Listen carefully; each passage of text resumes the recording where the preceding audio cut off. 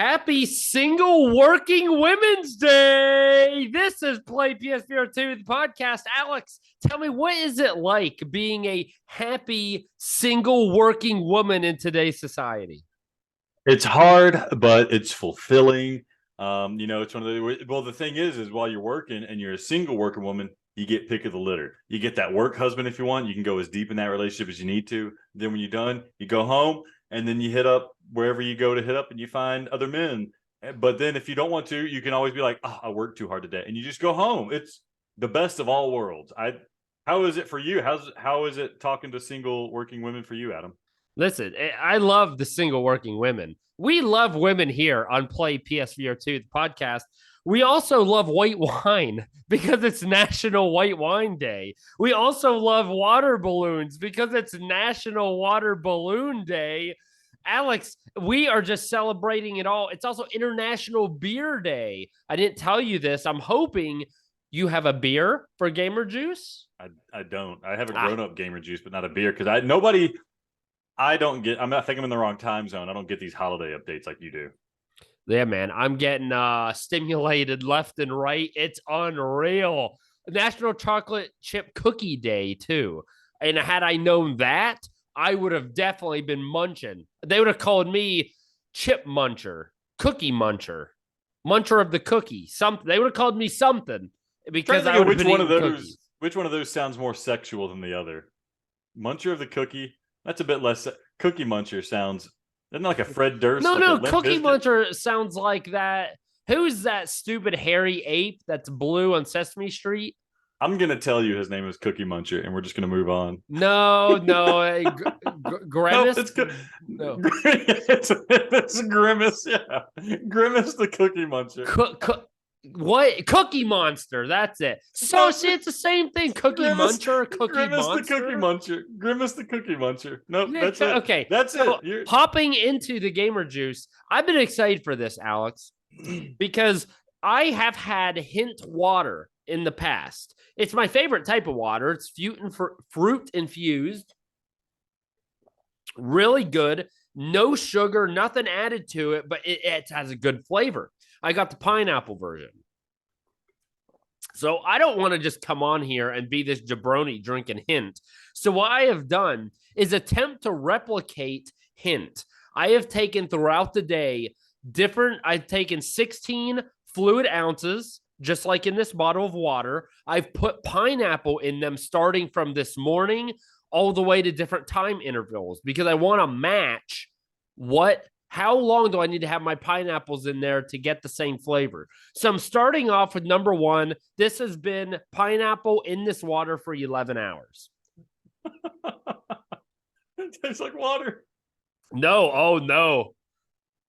Either I got these reversed or this is way too strong already. And it's been in there 11. Wait, no. You got it right. Yeah, 11 hours would be the strongest one. Okay. Is it very pineapple-y? Yeah. Too pineapple-y. Okay, so 11 hours is too much. Did you know that pineapples are the international symbol for swingers, Adam? Did you know that? I'm not even joking. Apparently, if you see somebody like flaunting pineapples, it means they're down to clown, baby. Holy, I thought it was going to be like those melon people who carve a hole out there and hump it. Real weird. I'm not into that, okay? But people do that stuff. You know a good amount of it about it, though. Yeah. 9 hours is even too strong. And the thing is, What was your methodology here, Adam? Did you just stick a pineapple in the water and leave it there for a while? I cut, so I had rings. I took a pineapple, sliced it up, tried to make the thickness of the rings the same. And so I put one ring in each 16 ounces of water. I tried to control the variables as much as possible. I can tell you 11 and 9 hours, it tastes about the same. Does it not tell you how many rings are in the bottle of the hint water? Does it say ingredient 1, water, ingredient 2, 3/4 of a ring sat in here for 12 hours? You know, it doesn't say jack crap, bro. There's probably it says purified water and natural flavors. That's all it says. So it might not even be pineapple. It could be piss in there. Okay, so 11, 9, and 7 hours taste exactly the same. 5 hours is less strong. Let's see. The thing is, there's something that they do. This is enriched. This hint water is enriched. It tastes better and different than these things. And this is natural freaking pineapple in here. This is like, oh, is it fake pineapple? It might be like dehydrated pineapple or something like that, mixed in with like sucralose or something. The natural flavors, that's a catch-all. That could be anything. It could be pee. It could be pee, as we said. And it's not, my water is not great. I don't even like pineapple, but this is the only flavor I could find that was easily accessible for a fruit. So if you want to make your own hint water, folks, you're boned. You can't do it. It's enriched, just like the enriched beer. You don't know what they put in it, but it tastes good.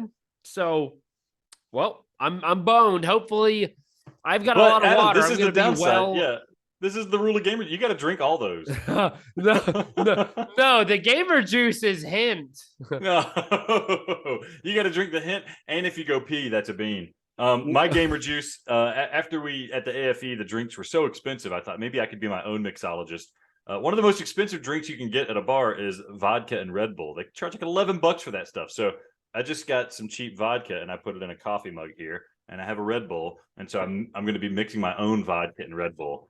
And don't you need ice? Are you going to put it on the rocks? No, it's not vodka, Red Bull, and then little bits of water slowly added into it. All right.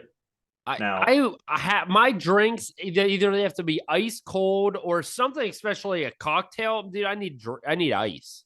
Oh, I think I put too much vodka in there. Oh, that's what we're talking about. You're gonna get sloshy come second segment. Yeah, we'll do my review first. Also, going off script here, Alex found a mushroom in his rat poop.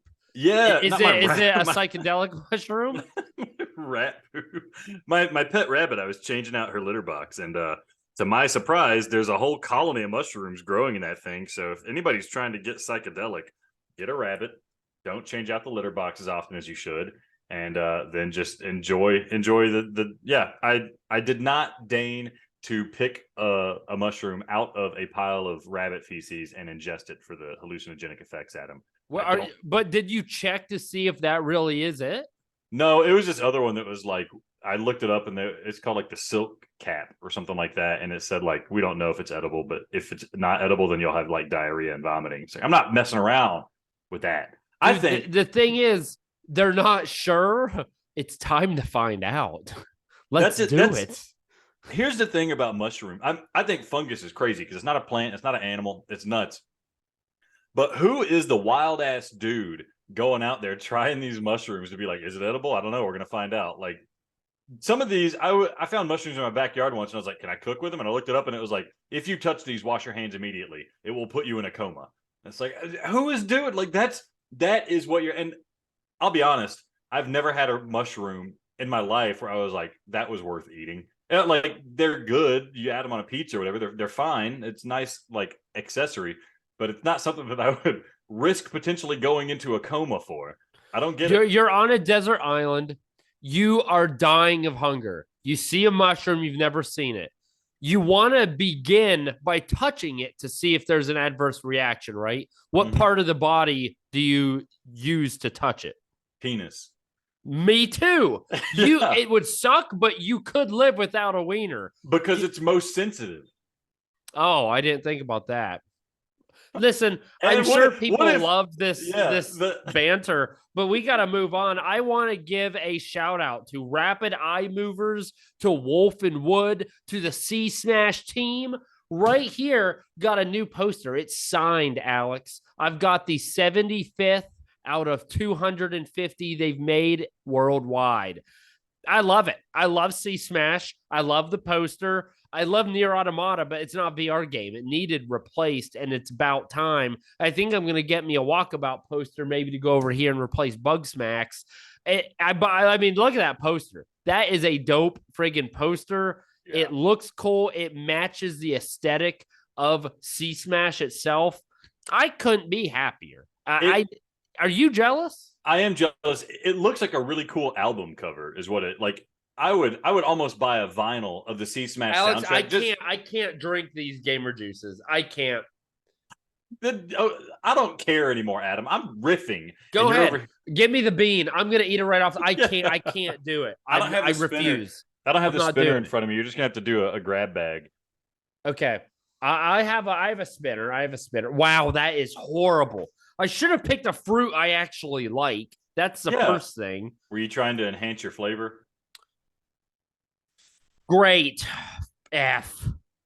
Chocolate pudding or dog food. You know it's dog food. You know it's dog food. I don't even think they make chocolate pudding beans. Oh, it's so bad. Like, it's so bad. I love the. I love that it's so bad that you kick straight into disgust, and from disgust into laughing at your own misfortune. That's what's great about these beans.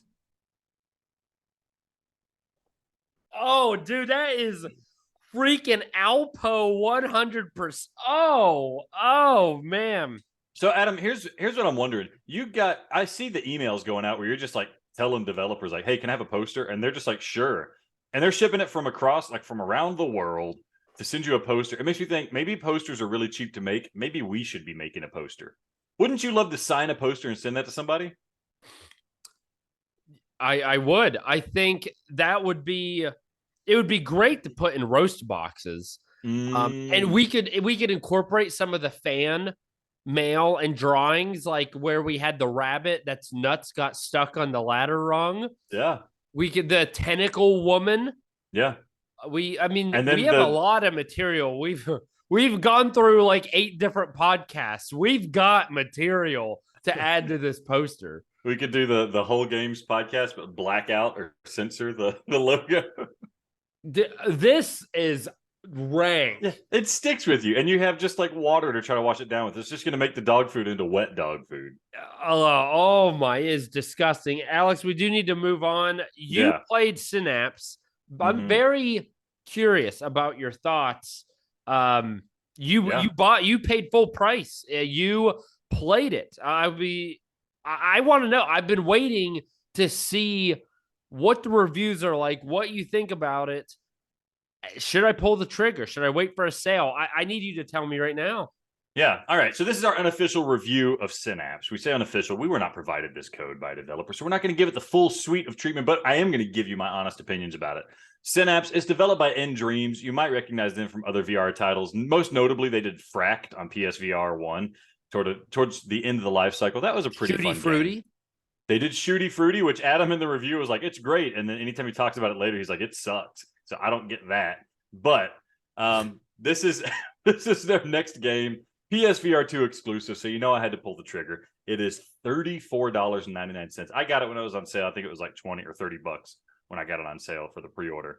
But yeah, Synapse. It's that game that we saw in the trailers, maybe a couple months ago, and it was very gray. A lot of fast action, people moving in the trailer fluidly, quickly, running up on enemies, shooting them, and then using telekinesis powers. And that immediately got me a little bit worried, because sometimes you see stuff in a trailer in a game and you think, how easily is that going to translate when I'm actually playing the game? And I'm happy to say that the stuff you see in the trailer translates perfectly into the gameplay. As in, all this cool stuff you see happen in the trailers, you're doing that, and you're doing it naturally and fluidly in the game. Now, this game, the premise of the game is that you're like a special agent sent to this island to hack into this computer. You're hacking into some other guy's mind to figure out where like this terrorist bomb that he's planted, something like that. I'll get to the plot a little bit later. But essentially, you're working through a guy's mind, his subconscious, to try to get down to his memories to find where he's like planted a bomb or something like that. Really doesn't matter too much. And so the places you're moving through are kind of like caves. And then if you look out into the distance, there's like fragments of a memory of somebody encountering and seeing fragments of a memory of what this guy's remembering, like, I don't know, a riot or something like that. And you hear little snippets of voice acting, kind of fleshing out the story a little bit. But the real crux of the game is you're going into these environments, you're going into different levels of memory, and you have his subconscious fighting you. And so you have enemies with guns, and they run into the room, and they're trying to shoot you, and you have to kill them before you can get through the portal to go into the next level of the subconscious. And the way you fight them is you start with a pistol, and you start with telekinetic powers, and you can pick up like boxes and throw it at them. You can pick up explosive barrels and throw it at them, or you could just shoot your freaking gun and shoot your gun and kill them. One really nice thing this does is they kind of took a note from what they did in Fract, and it works really well here. The shooting in this game is a cover shooter, so there's a lot of like chest high walls that you can grab, but the way you duck under it is you don't have to physically duck it. That would work. Or you can actually grip using the R1 button or the L1 button with one of your hands, grab a piece of environment, and then pull yourself down, which works really well. It's a faster way of doing it than actually hunkering down. Pull yourself down and then pull yourself back up and shoot and pull yourself back down. It works so nicely. But what's also cool is you can use that as well to climb around the environment. So if there's like, I want to get up on that ledge, I don't want to walk around and find the ramp for it, I can just climb up the wall like Spider-Man and get back up to the top of it. So, I mean, right off the bat, the gunplay is really good. It's really satisfying. And then just the mechanics of locomotion work really well. It's smooth locomotion. You have the analog sticks. And then that whole gripping thing they do with the cover shooting. It's like the best way to do cover shooting in VR. So all that works really well. But what I'm happy to report is that the telekinesis works incredibly. It uses eye tracking. So if you want to grab something with your telekinetic powers, you look at it and it changes colors from like purple to blue or blue to purple. When it's purple, that's how you know that's what you're looking at. So I just look at a box and then I squeeze L2 on my left hand and it picks up that box, and then I can move it towards me. I can move it away from me. I can move it side to side. I can throw it at enemies. And this has been done in video games before. There was Second Sight. There was Mind Hack, I think it was called, Psyops. These games of telekinesis, and it's always difficult to handle when it's not in VR because the analog sticks don't translate well to this 3D movement. But here, it works so freaking well where I'd find myself moving through an environment. I'd be blasting a dude over here, and then I'd throw a barrel to the left of me with my left hand. I'm doing many things at once, and it all works fluidly. Is it delayed? No delay. Yeah, it works just beautififully. I mean, the objects have some inertia to them, right? So if I'm moving it, it's like I have to like move it, and my hand's a little bit ahead. I mean, the eye tracking. No, it worked. The only time it didn't work was I was playing it late at night and I got kind of tired and I guess my eyes got droopy and it couldn't quite track where my eyes were looking. So just beware of that. If you have droopy eyelid like me, you got to be playing like this. Take those suckers open. One other really cool thing is that it has incredible use of the haptics in the trigger. So one, you get a shotgun. That's one thing you unlock. And you can shoot both barrels of the shotgun by pulling the trigger all the way. And if you want to shoot just one barrel of the shotgun, you do a halfway pull of the trigger. And they have the haptics in there preventing you from doing a full blast or short blast, depending on what you do. That's great. But the really nice thing, this is so good. It works so well. When you have explosive barrels and you're moving them around, you can blow them up in the air if you want to. So you don't have to shoot them to blow them up. You don't have to bang them to blow them up. What you do is you pick it up and then the haptics push back on your finger so you know that you're right at the limit of whether or not it's going to blow up. And then when you're ready to blow up, you squeeze that little extra bit and it explodes. And it sounds simple, sounds silly. It's a game changer for how this stuff works. I can pick up a barrel, carry it around as I'm walking, and then hover it over some dudes, and then fully squeeze the trigger. And it just works so fluidly, works perfect every time. I freaking love that mechanic, and it seems like it's only possible on PSVR2. So yeah, the gameplay, just the gameplay loop here is so satisfying and good, and it all feels so good. Now, there are negatives, Adam, that I need to get to. The game's short. I finished an entire run. So you start at the beginning, get to the end, rolled credits. It didn't take me 45 minutes to do it from get-go, but when my first successful run was about 45 minutes long. And that was, I probably put about 3 or 4 hours into the game to actually roll credits. However, the crux of the gameplay is that it's like a roguelike, right? So the levels are kind of different every time. Not drastically different, but there's like set levels and the order in which you encounter them vary. And they seem to have slight variations in them as well. To where I'm not really memorizing where things are. But there's only so many levels you can go through, and you go through them. And when you die, you start back at the beginning, but you do have upgrades you unlock by, getting achievements, so many headshots, so many kills with the gun. You unlock points to unlock power-ups, like, oh, now I start with a higher level gun, or now I can actually pick up the enemies themselves and throw them around, which is incredible. Or if you pick up an enemy and then drop him, he becomes mind controlled and he'll start fighting for you. So there's all sorts of cool bonuses that kind of enhance the replayability. Also, every time you finish a level, you get like a little a power up or bonus that you can choose one or the other. And so that enhances that roguelike thing where no two runs are the same. So even though I've played this level, level 1 through 3 20 times, every time it's a little bit different because, in one situation, I might not have one power that I relied on last time. I have to, use more of my guns this time, or I can rely less on explosives and have to use the blocks more, things like that. So that adds variety to it, makes the game highly replayable. I will say, once you do finish your first initial run, the game kind of throws some plot twist at you, and it kind of opens the door to do a little bit more. It increases the difficulty, and that adds a little bit more to the variety of the gameplay. The other downside is that there's only 4 enemy types, and normally that's not too big of a deal. There's the basic enemy type, just a soldier running around shooting. They're kind of dumb. It's not bad. They're just not super smart, but it's okay for what you're doing. Then there's like these suicide bomber guys that run at you and blow up. And then there's these guys that like fly around and they shoot lasers at you, but they're pretty easy to manage. And then there's like these big honking dudes, which is like the only thing close to a boss fight is these giant guys that you can't pick up and do anything with, and they have armor, and you have to telekinetically pull their armor off and then like hold blocks to block their machine guns and then shoot them in the chest. They're really fun to fight. They're really thrilling, and it never seems like I'm, going to overpower them too much. But that's basically it. That's all the enemy types. And so I was hoping at the end there'd be like a real big boss fight of like some giant thing I'm fighting, but it doesn't seem like there's that. Doesn't seem like that exists. Doesn't seem like there will be that as I finish through like the harder difficulties. That being said, the story is probably okay.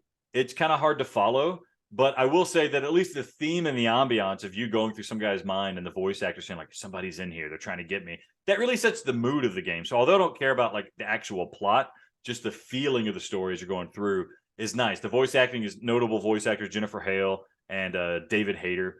And so they deliver great performances here, which really sell you on the feeling of what you're doing in the game, going through some dude's mind and trying to find out his secrets. But I guess in summary, overall, Adam, it's an excellent technical showcase to the PSVR2. The graphics are great, even though they're kind of one note with all the gray that's happening around there. The environments get a little bit samey. Everything's sharp and crisp. There's nice reflections. It runs smoothly. But in many ways, it feels a lot like Synapse does for PSVR2 what Returnal did for PS5, and that it showcased a lot of these underlying technical abilities of the hardware that most games aren't taking advantage of, like the haptic controllers, like the eye tracking. And then, Returnal had the haptic controller stuff and the nice rumble sense and things like that. So if you want a game that does the super cool stuff with PSVR2, this is going to be your game. That being said, it's $35. And if you're just a guy who wants to play to roll credits and then be done, that's going to take you about 4 hours if you're not super good at the game, and then you'd be done. So yeah, it's pretty expensive. The game's really fun to play. The game's also, to see everything, it's pretty short. And so that's kind of my summary, Adam. Do you have any questions? Let's talk about it a little bit. I mean, personally, I think it's to roll credits for me. I mean, you said it took you 3-4 hours. For me, it's probably going to take about 4 or 5 months, because there's no way I'm buying this at that price for 3 or 4 hours worth of entertainment. That is wild. I don't care what it does. No way, no friggin' way. They should be ashamed that it's that expensive. I mean, sounds like, I don't know. I don't want to say tech demo, but that's a good point. It's like how Returnal, like you'd play through like one biome, right? Each biome had like 3 levels, and then you'd have a boss fight. Then you go to the next biome. What if it just had the first biome? Which to me, I played through that willingly, just the first biome, and like I was fine dying at the second one just to play through the first one again. I did that willingly a handful of times because it was really fun. The gameplay loop was super engaging. I would have gotten my money's worth just having that, but I'm not every gamer. I'm not you. This is what that feels like. It feels like 1/5 of the content of something like Returnal, but with similarly satisfying gameplay. And it's up to people buying it to think like, okay, am I willing to accept 1/5 of the amount of content for the enhancement of being able to play it in VR? And that's kind of the difficult choice that we're all kind of put in when we think about playing these VR games, because they always end up being a little bit shorter. This game would be giving Resident Evil a run for its money if it had like 3 legitimate environments that you were going through, like the gray caves, and then like I'm in like a freaking rainforest and it's not gray anymore, and I have 3 hours in the rainforest and then 3 hours in like a city or something like that. That would be giving Resident Evil a run for its money. In terms of gameplay alone, it's up there. But in terms of the amount of content there is, yeah, like you've kind of seen most of what the game has to offer after 4 hours. That being said, I'm certainly going to dive back in now that I've rolled credits. I want to do more. I want to play more. I want to unlock all the abilities, see how that changes the gameplay. I'm happy to have the difficulty enhancement is good because your first run through, you get really overpowered. It starts to feel too easy. Now they stack more enemies on you, and it becomes more of a challenge to run through and, manage 7 enemies attacking me at once using my telekinetic powers. Yeah, I'm not buying it. I mean, especially the Resident Evil thing, you're nuts. Resident Evil is a full-fledged game with an entire plot, with tens of variety of enemies, with multiple hidden things and collectibles. Get out of here. Glad you enjoyed it. Put it on the list so we can move on. I'm not playing it. I'm glad that they've shown something special can be done, but now we need someone with some kahunas to show up and put out a full-fledged game using those mechanics and some of that neat stuff. It's difficult to rank this, Adam, because when I just think about the gameplay alone, the polish of the game, how fun it is to play. We're not thinking about how long, but how fun it is to play. Like I said, it's up there with Resident Evil 8. It's up there with Song in the Smoke and Pavlov. But then I think about, after probably 6 hours in it, I'm probably not going to come back to it. I'll probably have done everything I can in it, and I'm going to go back to it just to have a little bit of fun. So that makes it difficult to rank. However, it's certainly, to me, C-Smash has the same thing. C-Smash, you're going to run out of content in about 5 hours if you play single player. Oh, it's maybe single, but that multiplayer, dog. But saying that a game has unlimited content for multiplayer is the same thing as saying that roguelikes have unlimited content because every run is not the same. So, but that's a little different, I feel like, because multiplayer, the fact it's a person and it's a different difficulty, and you can, I guess roguelike, you could argue play it differently. I feel like it's maybe a little cheap, but you can say about Tetris. People love Tetris, same effing thing, but the blocks are different. No one likes that. Yeah, but the polish and the mechanics they've added to the blocks is what makes it change it. Okay, Adam, you're going to push back against C-Smash. I get it. Personally, no, it's not up to me. You put where you get to put it where you want. I'm thinking somewhere between Pavlov, C-Smash, and Walkabout. This is where this belongs because it is an awesome, awesome game. And I think for a lot of people, 4 hours of this type of gameplay is well worth that $35. If this game goes to $25 or $20, it's a no-brainer. I'm going to put this above C-Smash. I don't even care, Adam. This is going above C-Smash because I'm thinking of like somebody just bought PSVR2 and they need 5 games to make them feel justified in purchasing it. I would say Synapse is one of those games that would make them feel justified in purchasing it. So it's going there, Adam. I don't care about how horny you are for C-Smash. And I'm going to go ahead and call this game guilty. All right. Well, I'm just going to go ahead, and I know who Rapid Eye Movers isn't going to send a poster to. But that's okay. That's the point of these rankings. You reviewed it, and until I play it, I can't push back. Okay, sounds good.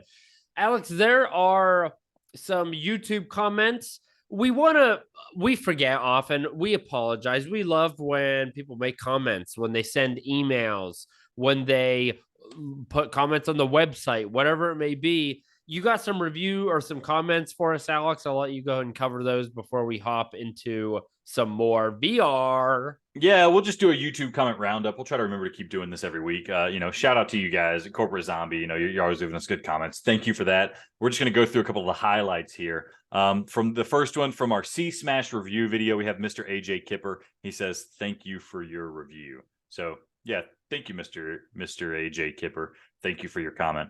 Next one up on our Afterlife VR review, we have Mr. AJ Kipper again. He says, "Thanks for the review." So yes, thank you for your comment there. Next on the runner review, we have Mr. AJ Kipper again. He says, "Thank you for the review." So thank you for the comment, Mr. AJ Kipper. Next, on episode 127 of our podcast on YouTube, Space Denizen commented, "Y'all crack me up. I'm with Alex. Lady D opened my eyes, and soap is for washing." Yes, Adam, soap is for washing, not for decoration. Thank you for that comment there. And then our last one for the week, on the Zenith review video, we have Mr. AJ Kipper. He says, "Thank you for the review." You're welcome, and thank you for the comment, Mr. AJ Kipper. So yes, please leave comments. We will start rounding these up and replying to the comments on the podcast. We love this interaction, and this is definitely something we want to keep doing. So thank you. Please leave more. It's so stupid. Oh, what's not stupid is Laser Lair. Alex, you haven't got to play this with me yet. It's been out for a little while, but last week the AFE rocked us, and I couldn't focus on anything but those buns of steel. So we didn't. I just forgot to mention that Laser Lair is out now for Walkabout Mini Golf. I find that this course is definitely one of the more difficult, if not the most difficult course that I have played on Walkabout, and I'm almost certain I've played every course.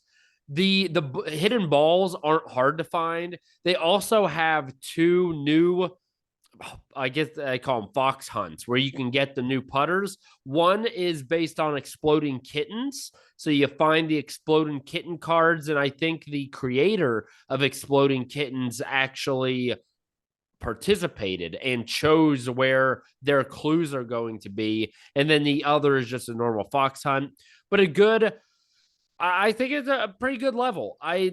It was pretty difficult, but the fox hunt and the just finding the hidden balls again made that more enjoyable, and it wasn't so difficult. It was infuriating finding the fox hunts and things. So I definitely recommend it.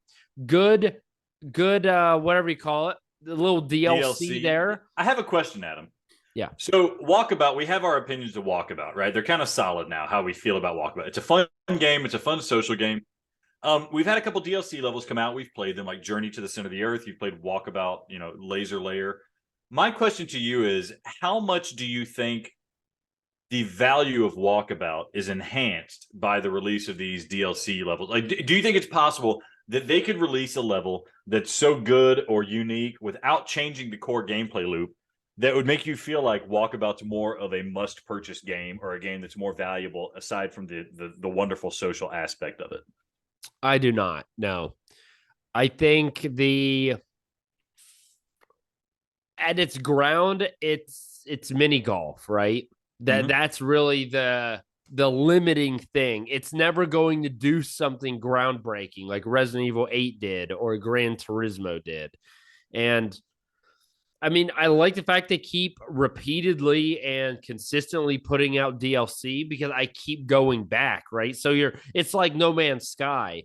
You may like start to forget about it, but then they bring it back. They've got that mind share on all of the VR players because they just keep coming out with stuff.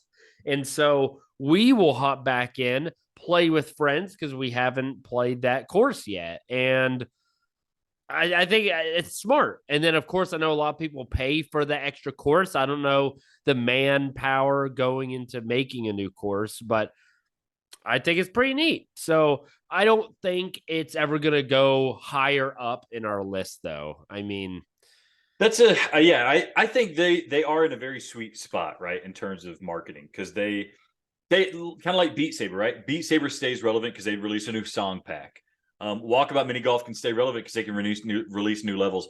I just wonder, like, I feel like if they get creative enough with these levels, they could add almost like a new gameplay mode, right? Like almost like a hide and seek mode or something that you could play. That's really, it's a perfunctory level, but it has interesting places to hide or interesting interactions or something like that.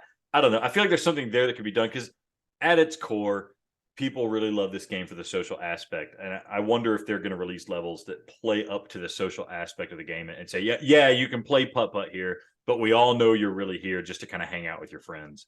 I don't know. We'll see.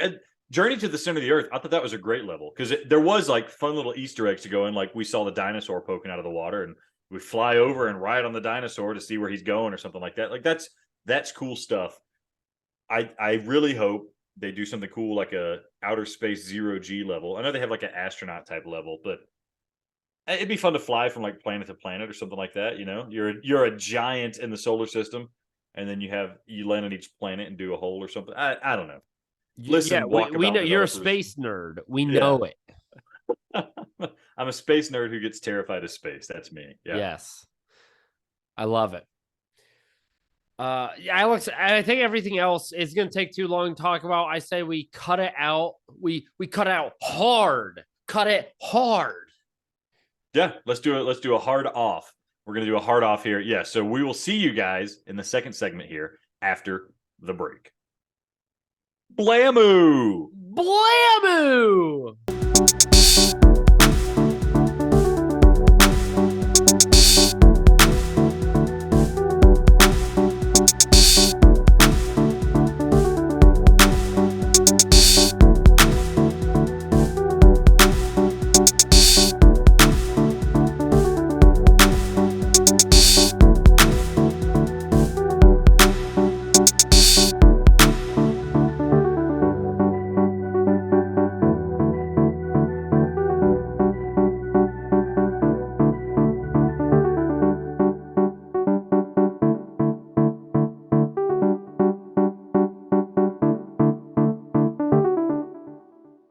Thank goodness that we are back the entire segment break. Alex, while you were listening to some sweet, sweet Area B, that awesome soundtrack, Alex was singing, "Oh, the single ladies, oh, the single ladies." And I'm like, dude, quit it. And he just he let out his inner single lady. It wasn't pretty. It was clear why he was a single lady.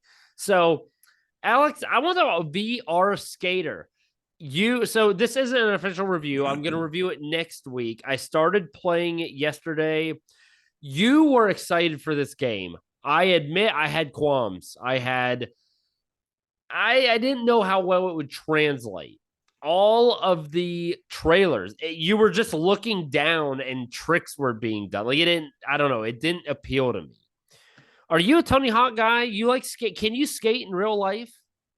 I played Tony Hawk enough as a kid that I got into the whole idea of skating, and I bought a skateboard and I tried to ollie out in the cul-de-sac in front of my house, and I fell over and busted my elbow open and pretty much stopped skating then. What a So quitter. I wanted to Quitter. be a skateboarder, but I was too terrified, also too unathletic, and probably too overweight to actually be a skateboarder. But I wanted to do it so badly. I think this is the thing that would make me feel more in tune with actual skateboarding. Yeah, but yes, to answer your question, I was a Tony Hawk pro skater guy. Well, I wanted to be your daddy, and I have to settle for stepdad. Here's the thing: this translates way better than I ever thought it would. I have to admit, I'm shocked. It feels great. It's pretty responsive. And what's even cooler, you add immersion, right? So you actually turn your body as though you're on a skateboard.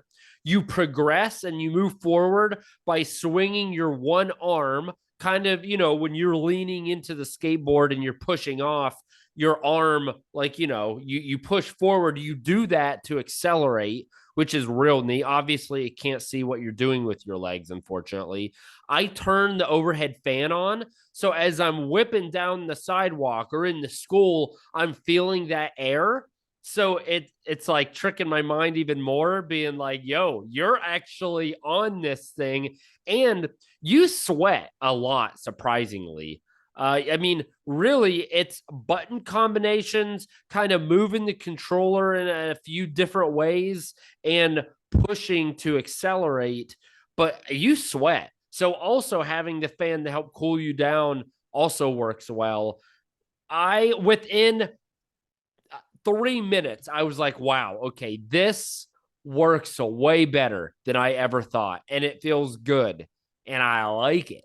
So I'm not gonna lie, it's exciting. When you play it, immediately you're like, whoa, okay, this could be it. Now, there are some things that unfortunately aren't super ideal. First thing is that it is freaking hard. It is difficult. What do you think the hardest VR game you've ever played is? I know That's a it's a tough. tough question. That's a tough question. Yeah, because VR games typically aren't too hard. Correct. Um, Yeah. I don't. I mean, like Thumper is hard just towards the end, but aside from that, nothing off the top. I And mean, I've had like 18 floors hard, but that's not really difficult. It's like unfair yeah. type of, like puzzle games can be difficult. Like Static wasn't easy, but it was fair and but yeah, action This game wise. just hearing you talk about it, it seems like the hard is like the mechanics work well, but learning how to use the mechanics is difficult. Would that be a So right assessment? it's what makes it harder are several things. The first thing, there are so many button and hand combinations you have to do that it's overwhelming. It's too hard to remember them all. Remember, like back in the day, I believe Rampage was one of the many games, Mortal Kombat, any of the, Pit Fighter, any of these games that were the side scroller, you had to remember all the button combinations to do the special moves. And you Yeah. had to, it was just straight up memorization. That's what this game feels like. To do But ollies and nollies and backflips and grab the board and flip it the right way and flip it both horizontally and vertically to do all these things, it's overwhelming. There's so many, and the timing has to be so precise. There is no freedom, no like, oh, I'll give them that. If your timing isn't perfect, you wipe out. so Yeah, uh, go ahead. it, you're saying things. It sounds like you're saying things you don't like about the game. But I'll be honest, that kind of stuff makes me want to play the game even more because Tony Hawk is really fun. It's a great introduction to like skateboarding in general. Just like it's fun to grind the rails and do kickflips and stuff like that. But it's an arcade game, right? You hit a button and it does a kickflip. In real life, kickflips are pretty hard to like. They're really hard to do. Even pro skaters have difficulty doing them like reliably, because there's a lot of stuff going on. There's timing and mechanics and stuff like that. There was a game that came out in the 360 PS3 era that I freaking loved called Skate. And instead of hitting a button to ollie, you would have to like flick the analog stick with the right rhythm, the right timing. And like it was very common for me to just be skating around and then just fall over trying to ollie because I didn't get it just right. But I loved it for that because I felt accomplished when I did like a good kick flip to like some kind of, board slide or something like that. And you saying that is like, okay, if it works when you do the right things, and then you have that sense of accomplishment when you do something that like in Tony Hawk, it would look stupid if you were proud of doing like a kick flip to a nose slide. But in VR, on this VR skater doing that and feeling accomplished, like that's what skating is about. We see these cool videos and stuff, but we see them doing like stuff that looks simple, but it's really hard to do. I really like the idea of like mastering a skill set. You have to memorize these moves, memorize the rhythm, memorize the pace, and really work hard to pull it off. It feels like what many thought this was like Tony Hawk Pro Skater, which it maybe is in some ways. It feels more like a real VR skating simulator with the amount of precision you have to have. I haven't played it, but what you're saying is selling me on it more than a 1 hour game of Tony Hawk arcade simulation where there's not much to master. It's just a lot of like playing around, clicking buttons. Yeah, I think the difficulty is a two-edged sword, two-sided sword. What is Yeah, that yeah. phrase? Two-edge, a cookie muncher. It's got utter f me. It's got udders on both ends, as they say. Others on both ends, It's got yeah. udders on both ends, to where you're right. You do feel accomplished when you land something, but it's also, I think, holding it back from being great. I mean, I'm talking like top 3 game great, because it's just too difficult. Because not only like when you do any trick, and I've played I forgot what it came. I think we got the code. So I think I've been playing for 3 days. I probably put 2 hours in it. The very first, I don't know all the skater terms, where you just flip the board around you and land on it, or even an ollie. You'll just say an ollie. To even do that in a game setting, I feel accomplished. And I've been playing it for 2 hours. The most basic move you can do. People are saying they can't even finish the tutorial, which I'll tell you, it took me a while. Like it's too hard. And then there's things when you're in the air and you have to master, like, that's cool. But then, for example, when you grind on a rail or a sidewalk, whatever, it is just stupidly difficult. I would argue unfair because when you move on the skateboard, you use your left stick and it's not the most responsive as it shouldn't be, right? You don't want it to be so free that you're drastically moving your position with just a false button click or something. But it's like moving a sailboat. It will go, but it's somewhat gradual. And if you aren't perfectly in the center, you wipe out. I mean, to the point where I'm like, I know if I was on a skateboard, I may not be able to ride that rail for long, but I would have been able to ride it. And no, I wipe out here. And then it's too difficult. They need to lessen, they need to open up the window of success a little bit. And thankfully, it's something a patch can do. You're right. Yeah. The button clicks, the responsiveness works, but the level of difficulty and the window of opportunity to make the combinations is just too small. And then when you get on one of these levels where you actually succeed in something, you're like celebrating, but then you immediately have to position yourself for the next thing, figure out what you want to do. It's like, it's overload. It's too much. Now, maybe if you're right, you play 10 hours and you do the same stuff over and over and you nail that, that's doable. But who wants to do that just to like get good at the game? Like it's just a little too difficult. It's also glitchy. And this, again, something that I think patches will fix. When I was streaming this on Wednesday, I soft locked the game twice. I went through the parking garage once. I was in a tutorial and I tried to go to the main menu. I got a black screen I couldn't get out of. In the first level, I don't know if this is supposed to happen or not. I would think not, but I don't know because it's kind of glitchy. If you're in a sidewalk, you're on the neighborhood, you're on a sidewalk, and if you deviate too far to one side and like one of your wheels hits the grass, you fall. And it's as though like you fell into an open abyss. And it's like, what is that? So it's clear that this was made by a one-man team. Some of the stuff is a little glitchy. Like, for example, I won't go into all the things, but there is that. But ultimately, without giving a full review, one, I think you're going to be very happy with it. It does a lot of things right. It makes me happy and accomplished when I can nail stuff. If only they opened that window of opportunity and gave you a little more grace in performing these moves, holy crap. Because it's dope when you're flying through school and you're grinding on the rails and you're doing flips over, some of the ramps or on the lunch tables or jumping through windows and able to do, 50-40 flipboard. I don't know what the F they call 50-40 flipboard. Yeah. Yes. Like it's real cool and it's fast. I think they got the pacing right. Like you never get bored because you've got like one run, and they also have a free skate mode, and they've got tutorials, and they've got like different within each level. You have one run to make the highest point total. You have one trick to get the highest point total, or they've got different modes within each individual level. So far, I'm enjoying it. I need to play it a bit more, but I feel like that is going to have a lot of replayability.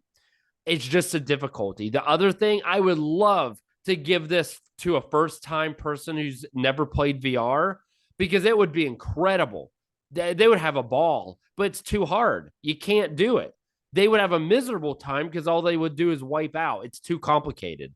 So, I think ultimately it's going to review favorably, much better than I thought, honestly, it would.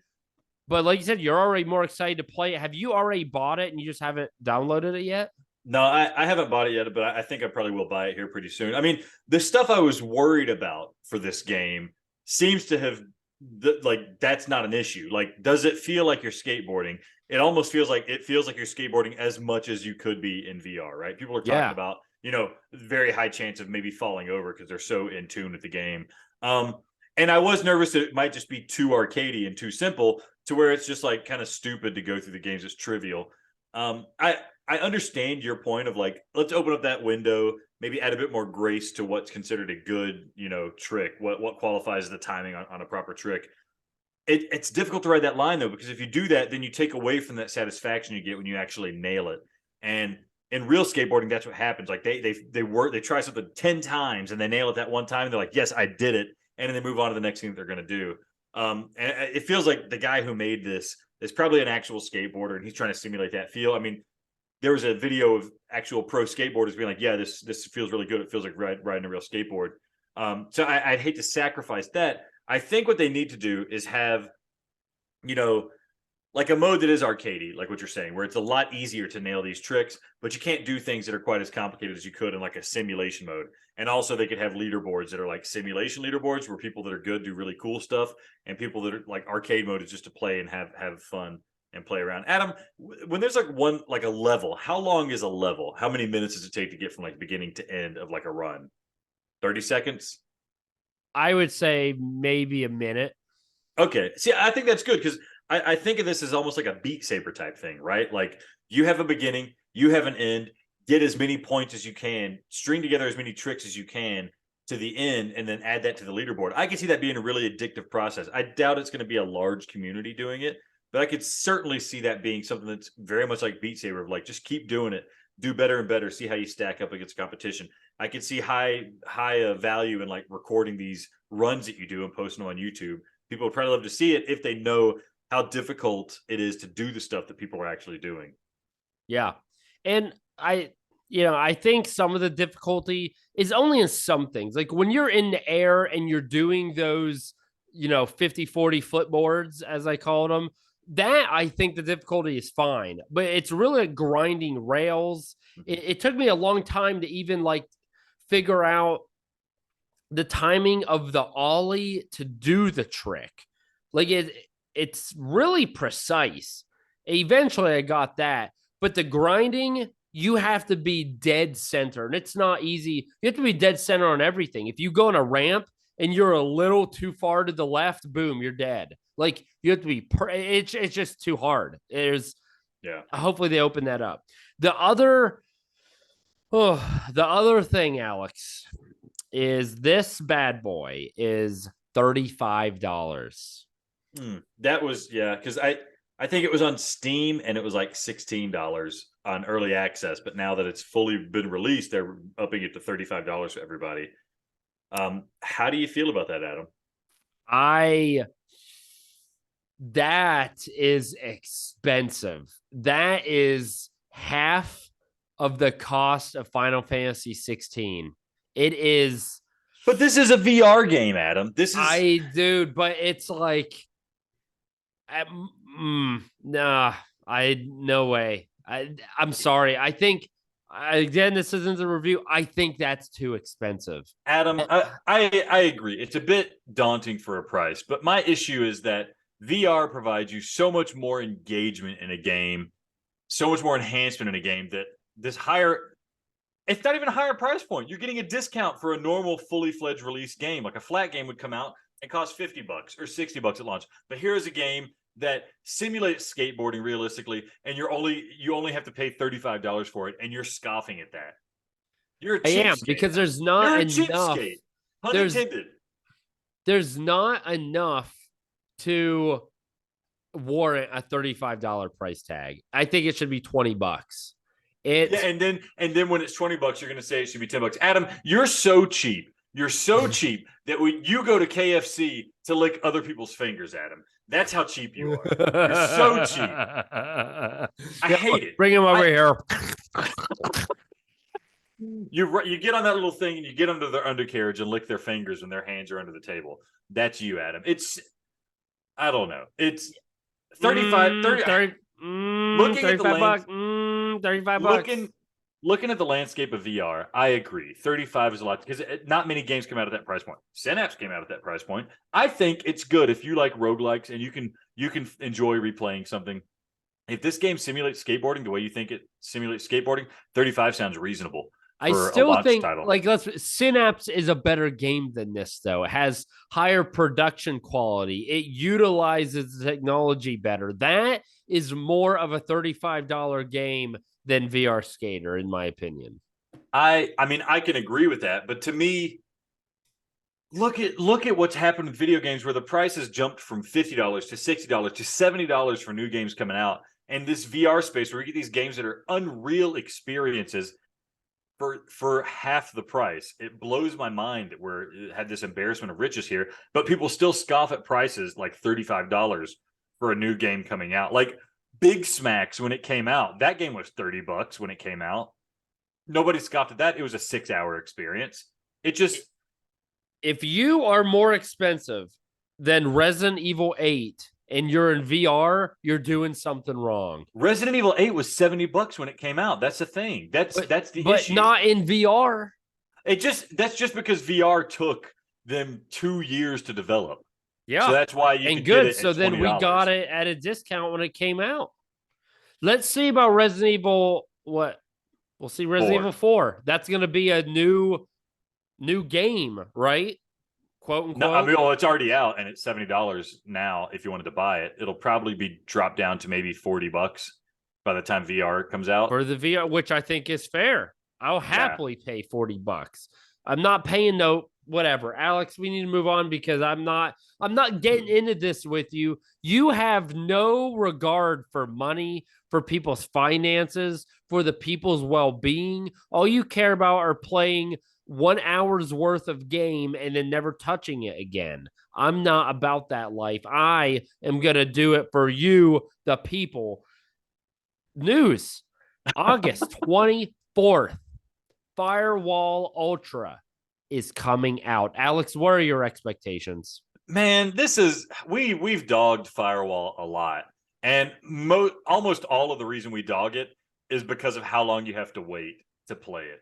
I will say, if I didn't have to wait 10 minutes to play 30 seconds of a match and then die and then wait 10 minutes again, if it was more like play 30 seconds of a match and then wait for the match to end and then bam, I'm right into the next match without having to wait 10 minutes again, I'd be more lenient on it. If Firewall Ultra fixes that, then I think it has a better chance to be a game worth playing. Now, that being said, the trailers don't look like it's enhanced much in terms of gameplay. The graphics look good.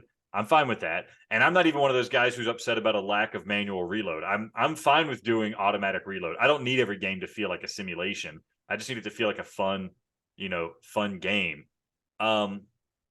But we are in the post Pavlov era, right? Like at launch, PSVR2 had a multiplayer shooter that was great, is great. And it has gameplay modes and it does everything you want. And you can hop in whenever you want and find people that are willing to play and have a thrilling experience. And you're not dilly-dallying, you're just playing the game.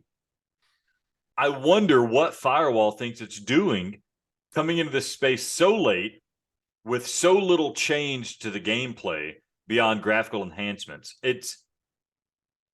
I'll probably get it at some point if we don't get a code and try it out to give it like a second chance. I think they need to do like an upgrade path here from people who own the original Firewall. Again, also, this isn't using the aim controller. So like the biggest selling point for Firewall has now been deleted. We don't need it necessarily, but it's not there anymore. So we've dogged on them so much, the Firewall developers so much, and maybe unfairly. But now it's at a point where they've had a lot of time to really make something great, and it doesn't look like they've done much more than make it prettier. So I just don't know. And my heart goes out to those guys who love Firewall. There's people that love Firewall. You get into Firewall, people love it. They play it every day. They're still playing it today, and they're excited about Firewall Ultra come out. There's already a community that's going to be like hitting the ground running, and I'm happy for them, and I don't want to make them feel bad about this game. But it's just like, it seems like a last gen game with a next gen coat of paint, and And we're now in an era where that just doesn't do it anymore. And I'm kind of just wondering, like, what the hell are they thinking now? Like, they obviously they have to release the game. They made it. They put the effort into developing it. They got to release it. But like, it's a big why for me. Like, why would I buy Firewall now? Yeah, that's exactly my thought too. What is Pavlov missing that we wish we had? Other than a single player campaign, nothing. It's got plenty of players. It's fast. It has a bunch of different game modes, a bunch of different maps. I don't like I don't know unless you are just a gun hog and you want to play as many of these games as possible and get all the little nuances. There's really no reason. Like I'm sitting, I'm thinking, why would I play this? And I honestly don't know. Other than we have a podcast and I feel somewhat obligated to play it so we can review it. I don't. Especially the trailers look awful. They're just walking really slowly and oh, you put your hand up for a flashbang. Big deal. I don't really care. So at this point, I really feel the best they can do is match Pavlov to say, oh, okay, they're both on the same level. They're not going to do anything to exceed it. So you're right. I kind of feel bad, but I think there's a very, very small window of opportunity here, which if they nail this and they get through that window, they will have success. And that is due to the fact that for how good Pavlov is, for all the modes it has, it is mostly an arcade type experience. It's loosey goosey, running around shooting people, and people can try to play it like slow, methodical simulation mode, but really it's just people running around shooting each other, whether they're on a team or on deathmatch or whatever. And I think if Firewall can really make good use of the methodical approach that it expects you to play a slower paced multiplayer shooter, thinking like Rainbow Six type stuff, where it's not just like balls to the wall shooting guns and stuff, but more like strategic elements happening as opposed to just who's best at getting headshots fastest. They might have a window of opportunity there where people who want that more cerebral team-based first-person shooter game, they might have something there. They could do that. I don't know if there's enough there in Firewall as it is to make that happen, but with the stuff they're talking about, like closing your eyes for flashbangs, maybe flashbangs become this critical component to the game, and that's an element, like it's a throwaway item in Pavlov. Maybe it's super important, and it really affects the gameplay in Firewall. It's going to come down to like level design and stuff. If they, yeah, maybe I'll play it and I'll love it, that it's slower paced Pavlov. I could see why that would be good. It's still very hard for me to get excited about.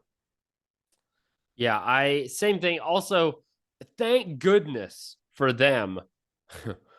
Because August 29th, Sierra or Crossfire Sierra Squad is coming out. If Crossfire were before, I mean, I think that would even set them up worse. I think it's okay the way it is. Crossfire has that single player, which to me is huge. I'm going to be honest. I enjoy playing with bots on Pavlov. I don't mind it. That's actually the only time I really win. And it's cool. I don't care. Like, I just want to shoot some guys and play for 30 minutes. Like, it's real fun. So, this single player, this is a day one buy for me because if it's just as good, or even if it's a little worse than Pavlov, but it has single player, that's all I need. That's worth $30. I don't know how much it is. Actually, let me take a look, see if I can find out. See if I can pull up Crossfire, how much that's going to be. I don't think they've announced the price, but I imagine $30 is what it's going to be at. Like, that's what it needs to be at. Yeah. And because of that, I think it's going to end up being, it's probably going to end up being $35 because that seems to be the go-to price now. Such bull crap. So stupid. Yeah. But, whatever. So, yeah, that's my thought. I'm way more excited for Crossfire than I am for Firewall. And that's probably a day one buy. I'm going to play the crap out of that. That's a game I can put people in when they come visit me that I know they're not going to get headshotted. They're not going to have to wait for, a bunch of PSVR2 people to get together and sit there for 5 minutes or 10 minutes waiting. So I'm excited for you. Do you feel my same sentiment? Would you rather play Crossfire than Firewall? Yeah, I really like these like level based games where you start at point A, get to point B, and shoot the bad guys on the way. And it can be dumb, and they can have good AI, they can have bad AI. Just as long as the levels and environments are kind of interesting, and I'm progressing through them, I can have a good time with it. That's what Farpoint was, right? Like it wasn't anything glorious. The AI wasn't incredible, but I'm going through a long level and shooting guys while I'm going through it. That's fun to me. Crossfire seems like it's focused on that, and it's not putting all its eggs in the hey, let's make a multiplayer competition shooter that runs forever and challenges Call of Duty. That's out there. There's tons of those now. I want a good first person shooter single player experience. Crossfire looks like it's going to fit that bill. So fingers crossed that it's actually pretty good. No doubt. And I want something that I can, we joke about me getting against the wall and go, you busted. And I want that, right? Yeah. Like after what's that stupid game Until We Fall or After the Fall or what's that stupid one I bought and then you don't play anymore? After the fall, yeah. That like I don't like. You can't it's not strategic at all. You don't do anything but run and gun, which I know normally I like, but it just doesn't feel good. This, I hope, fixes that. Moving on, Phasmophobia comes out sometime in August. We don't have a date yet, but we know it's sometime in August. I think they said August 31st, so we'll just say, yeah. I looked it up. There's no announcement. So unless you are pulling something out of your butt or you know the man personally, don't trust him. A ghost told me. That's right. Green Hell VR, August 15th. I didn't like Song and Smoke. We'll see about this. Maybe. Give it a shot. I think it has room to be good, but I didn't like Song and Smoke. So this game came out in flat mode and people really liked it. It got good reviews. People enjoyed it. And so the VR mode, if it's just a VR version of the flat mode, then there's a chance there it's going to be really good. But I watched footage of it and it looks like a crappier looking version of Song in the Smoke, if I'm being honest. Like you pick up the block, you put it near the stick, and suddenly you make a stick with a block on it. I loved how Song in the Smoke did it. Song in the Smoke also seemed to kind of like do some interesting story stuff, artistic design stuff to it, that it seems like Green Hell is going for more of the realism. I have to wait and play it to make a judgment call, but hey, if it's good, it's good, and I'm happy for it. But Song in the Smoke is fitting that bill handily for me. So I'm kind of interested to see what Green Hell thinks they're going to be coming up with to kind of freshen that deal for us. They're the new Firewall. So they're the new Firewall. There's also Crisis Brigade 2 Reloaded. Brigade. Oh, I'm sorry. Yeah. Is coming out in September. The developer mentioned on Twitter. So he said, stay tuned. So there'll be more info coming out, no doubt. Did they say anything about an upgrade? Because I bought Crisis Brigade 2 on PSVR1 expecting it to be uploaded. No, there was no news about upgrades or anything. I'm going to be pissed. I'll just say it. I'm going to be pissed. Good. Stop buying these games and not playing them, you dunce. I got it for cheap, but okay. Okay, here it is. We need to hammer these sales. Yeah, I'm just like I hammered your mom last night. All right, Adam, sales. We got some sales right now. Right out of the gate, Gran Turismo 7 for $49.69. You could find it cheaper on eBay. Okay. I mean, why pay that? It's stupid. Buy on eBay for half the price. Oh, it's a disc. Big deal. Save your money. Resident Evil Village, $19.99. I mean, just the dumbest deal of the century I've ever seen. That's like... It should have been a pack-in. They should have forget Horizon Call of the Mountain. They should have just been like, whatever. You get Resident Evil 7 or Resident Evil 8. I mean, that could be. This is as good of a deal as getting most of the Kingdom Hearts trilogy on PlayStation Premium. I mean, buy that. I hate the I can't comment. Swordsman VR, $14.99. I'm gonna pass. I'm gonna pass on this because I just don't care about the game. So it's like a sandbox type fighting game. Yeah, it's not that the price is maybe necessarily bad, but it's just like, do I really want to use my time to play that game? And no, I would rather master VR Skater. Gorn for $12.99. This is going to be a game that's on the sales every time we do this freaking list. And every single time I'm going to say there's no horn for Gorn. Trying to say a horny joke, but no, I'm not playing this. You're not horned for Gorn. Yeah. Thank you. After the fall complete edition, $15. Well, too bad I bought it for 25, and too bad you don't play it anymore. So I played it once. I don't really like the game, to be honest. It's too simple. I don't think it's that fun. I know you like it. I wouldn't buy it. I feel like there's legs there, but you got to work hard to get to the point where there's legs there. People really enjoy it, but Tentacular for $18.74. Yeah, I mean, you played and reviewed this one. I'm gonna be honest. For me to buy this, it's gonna have to be $10. When I reviewed it, my comment was 25 is a bit steep. 20 or under, that's a good point. I think 15 was a point I set it at. I think 1874 is a good, like, if you watch a trailer of it or something and it gets you going, that's a great price for it. There's a lot to like in that game. I'm just not the kind of guy who likes to build random stuff and see how it works, but it's a charming game. Playing a bunch of games now that are like 4 hours long, this game's longer than that, and I had a good time with it. So 1874 feels really good to me. I had a good time with your mom. Ho! Adam, I thought you said you wouldn't joke about Another Fisherman's Tale, 1999. I know. Man. I'm not playing it. Thumper, $6.99. This should be free, right? Maybe it should be. That should be another pack. Upgrade. I had to pay $10 for the upgrade. You're right. Yeah, so $6.99 to get the PS5 version, so no upgrade needed. I mean, if you haven't played this, I think it's worth it. If you have played it, if you liked it, I think it's worth it. But if you were like, it was okay, I don't think it's worth playing again in VR, I guess. All right. Star Tenders, Intergalactic Bartending, $8.99.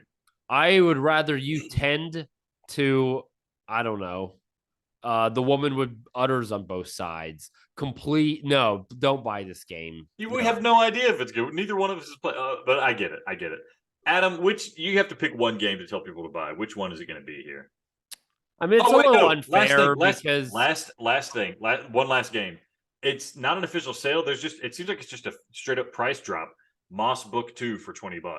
Oh, yeah, I'm gonna go with that one. Not obviously, Resident Evil 8 is the game you have to buy, right? You got to do it. There is no.